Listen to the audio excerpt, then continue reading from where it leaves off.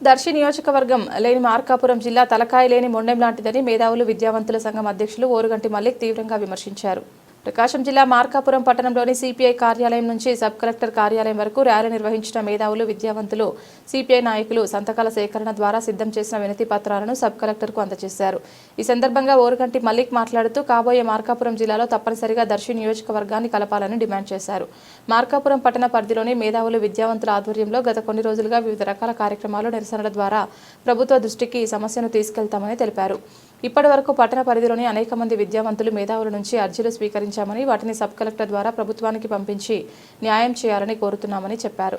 దర్శి నియోజకవర్గం లేకుండా మార్కాపురం జిల్లా ఏర్పాటు చేయడం అన్యాయమని, అలాంటి జిల్లా అభివృద్ధి చెందడం సాధ్యం కాదని ఆయన అభిప్రాయపడ్డారు.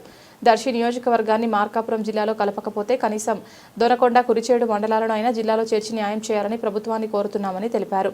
ప్రజల ఆకాంక్షలను ప్రభుత్వం పరిగణలోకి తీసుకుని తక్షణమే సరైన నిర్ణయం తీసుకోవాలని ఆయన విజ్ఞప్తి చేశారు. కార్యక్రమంలో మేధావులు, విద్యావంతులు, సిపిఐ నాయకులు, కార్యకర్తలు తదితరులు పాల్గొన్నారు.